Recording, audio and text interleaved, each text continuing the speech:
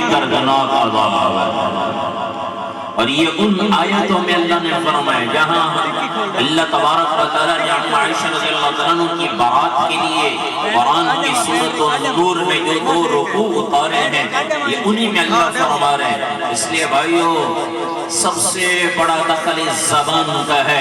اللہ کے نبی صلی اللہ علیہ وسلم سے پوچھا گیا یا رسول اللہ اسلام کیا ہے؟ اللہ کے نبی نے فرمایا لوگوں کو کھانا کھلانا اور نرم گفتگو کرنا، نرم گفتگو کرنا۔ یہ وہ عمل اللہ کے نبی نے بتایا۔ جیسے بچہ وہ اسکول میں داخل ہوتا ہے، پھر وہ 33 نمبر لے تو پھر پاس ہوتا ہے، یہ 33 نمبر والا اسلام بتایا۔ اسلام میں داخلے کے لیے کلمہ ضروری، اور اسلام میں پاس ہونے کے لیے میرے نبی نے فرمایا نرم گفتگو کرنا، لوگوں کو کھانے کھلانا۔ پھر آپ نے سے پوچھا گیا رسول اللہ افضل اسلام کیا ہے؟ اللہ کے نبی نے فرمایا المسلم من سلم المسلمون من لسانی و یدی، کامل مسلمان وہ ہے جس کی زبان سے اور ہاتھ سے دوسرا مسلمان محفوظ۔ اس لیے بھائیو آج کا فتنہ فساد کا دور، یہ سوشل میڈیا یا باقی چیزیں جو استعمال ہو رہی ہیں یہ نیک لوگوں میں بھی خامیاں ڈھونڈتے ہیں، ایمان والوں میں بھی۔ قرآن کا ان کے لیے فیصلہ جیسے اس زمانے میں اللہ کے نبی صلی اللہ علیہ وسلم کی محبوب بیوی پر تہمت لگی، الزام لگا۔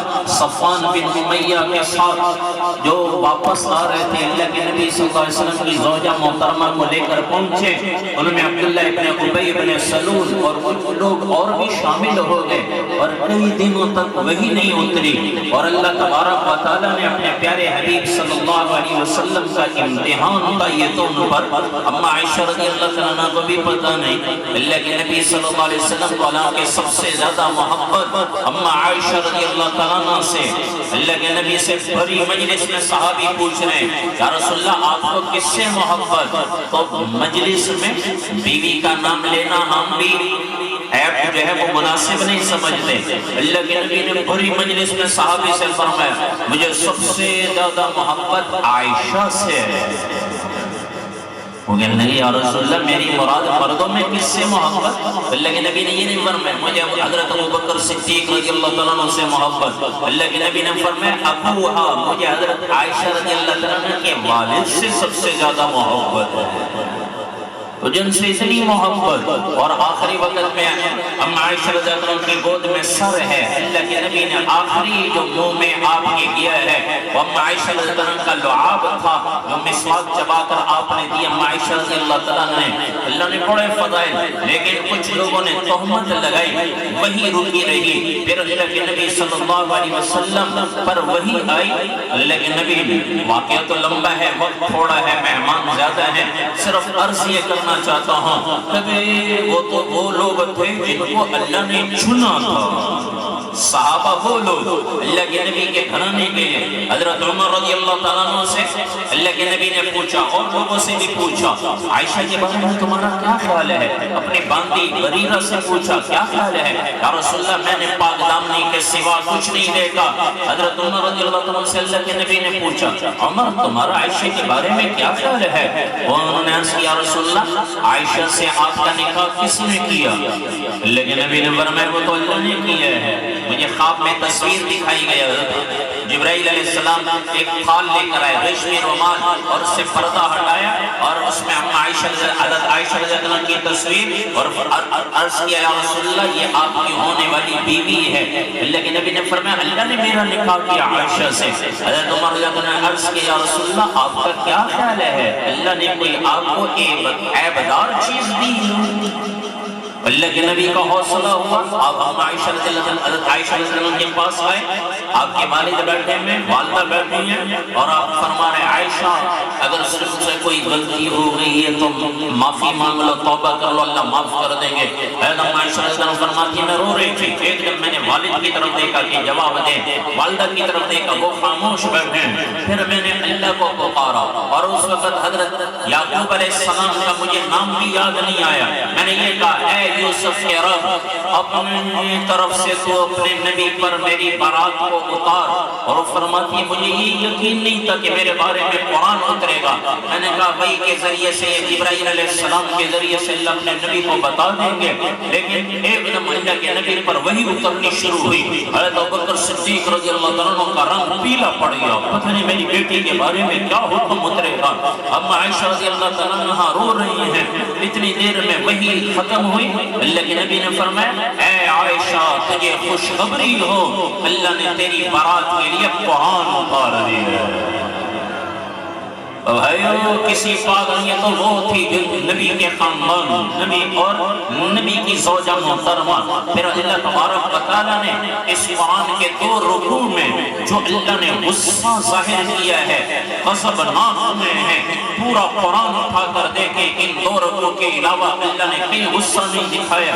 جہاں نبی کے خاندان پر نبی کی بیوی پر تہمت کا مسئلہ آیا اللہ نے وہ الفاظ استعمال کیے جو کسی اور کے لیے استعمال نہیں کیے. الخبیثات للخبیثین والخبیثون للخبیثات. خبیث کا لفظ فرمایا ہے کہ یہ خبیث مرد خبیث عورتوں کے لیے خبیث عورتیں خبیث مردوں کے لیے جو میرے نبی کے ازواج مطہرات پر تہمت لگائے. قرآن کا اشارہ ہے وہ خود بھی خبیث ہے اور وہ عورتیں بھی خبیث وہ مرد بھی خبیث. اس لیے بھائیو وہ تو نبی کا خاندان اس پر کوئی تہمت لگائے تو اسلام کہاں بچا. اللہ تو یہ فرما رہے جو ایمان والوں میں کوئی نامناسب چیز دے کے اس کی بھی اشاعت کرے اس کے لیے بھی دنیا میں بھی دردناک عذاب ہے آخرت میں بھی دردناک عذاب ہے. اس لیے بھائیو خاص طور پر آج کے زمانے میں علماء کرام دیندار لوگوں کے بارے میں ان کے بارے میں کوئی ایسے الفاظ ادا کرنے سے بچیں جس سے اللہ محروم کر دے. میرے اور آپ کے نبی نے فرمایا ان استطاعت ان تصبح او تمسی. ابو ذر رضی اللہ عنہ سے فرما رہے ہیں ابو ذر اگر تو اس کی طاقت رکھے ان تصبح او تمسی تو صبح اس حال میں کرے شام اس حال میں کرے. ولیس فی قلبک غش لأحد. تیرے دل میں کسی کے لیے کوئی رنجش نہ ہو کوئی برائی نہ ہو. فافعل ایسی کرنا کہ دل میں کسی کے لیے برائی نہ لے کر آنا. وذاک من سنتی. اے میرے صحابی سنو یہ میری سب سے بڑی سنت ہے. من احیا سنتی فقد احبنی. میرے نبی فرما رہے جس نے میری سنت کو زندہ کیا اس نے یقیناً مجھ سے محبت کی.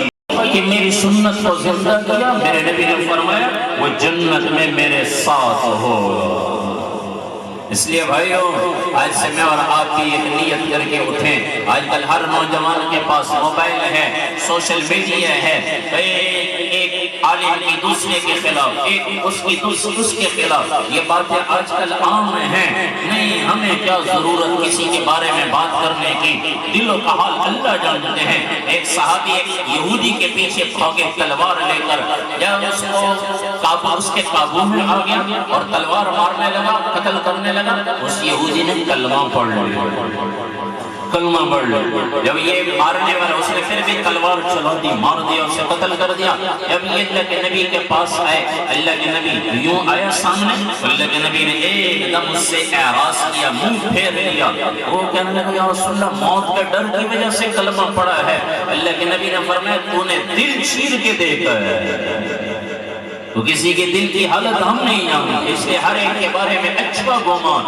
یا ایھا الذین آمنوا اجتنبوا کثیرا من الظن. اے لوگوں دوسرے کے بارے میں بدگمانی سے بچو. اس لیے کہ بدگمانی یہ بڑا گناہ ہے. یہ الف لام کے بغیر بڑا گناہ ہے بدگمانی کسی کے بارے میں کرنا. پہلے بدگمانی ہوتی ہے یعنی فلاں ایسا اس کے بارے میں برا گمان آ گیا فوراً اس سے جھڑ دو نہیں وہ اچھا ہے اس کے دل میں کلمہ ہے پتہ نہیں میرا کیا بنے گا. بدگمانی پیدا ہوتی ہے. اس کے بعد ولا تجسسوا دوسرے نمبر پر جاسوسی. پھر لوگ دیکھتے ہیں یہ اس کا کیا بیان جیسے آج کل سوشل میڈیا پہ ایک کے بارے میں مخالف مخالفت آ گئی، ذہن میں بدگمانی آ گئی، فوراً اس کی جاسوسی کرنے لگ جاتے ہیں۔ پھر تیسرا کام وَلَا يَغْتَبْ بَعْضُكُمْ بَعْضًا، اللہ فرما رہے ہیں پہلے کیا کرو، بدگمانی سے بچو۔ بدگمانی پیدا ہوتی ہے تو پھر جاسوسی، لوگوں کے عیب دیکھتے ہیں، اس سے بچو جاسوسی سے۔ پھر تیسرا کام آگے کوئی نامناسب کام سن کر پھر اس کے بارے میں غیبتیں شروع ہو جاتی ہیں۔ اللہ فرما رہے ہیں غیبت اتنا بڑا گناہ کہ جیسے اپنے مردار بھائی کا گوشت کھانا۔ اس لیے بھائیوں مسلمان کی بدگمانی سے بچیں، ہر ایک کو اپنے سے افضل سمجھنا۔ اس مہینے کے لحاظ سے میں نے 2-4 باتیں آپ سے عرض کی۔ ایک ام عائشہ رضی اللہ تعالیٰ عنہ کی تہمت سے ہمیں یہ پتہ چلا، ان کے برات کے بارے میں اللہ نے قرآن اتارا کہ یہ کسی پر برائی کی تہمت لگانا اتنا بڑا عمل ہے کہ اس کے لیے اللہ نے بڑا غصہ دکھایا اور پورا قرآن اتارا۔ تو ہم بھی ایک دوسرے کی بدگمانی سے بچیں اور کوشش کریں کہ علماء کی خدمت میں حاضر ہوا کریں، کوئی کام ہو علماء سے پوچھ کر کریں۔ اللہ سے دعا ہے اللہ تبارک و تعالی ہم سب کو حقوق اللہ بھی حقوق العباد اعلیٰ پیمانے پر ادا کرنے کی توفیق عطا فرمائے۔ ہمارے مولانا احسان اللہ صاحب بھائی ہیں، اللہ ان کے ادارے کو دن دگنی رات چوگنی ترقی عطا فرمائے، اور اللہ تبارک و تعالی تمام معاونین حضرات جو ان کے ساتھ تعاون فرما رہے ہیں، اللہ ان کی جان میں، مال میں، عزت آبرو میں برکت عطا فرمائے۔ وآخر الدعوانا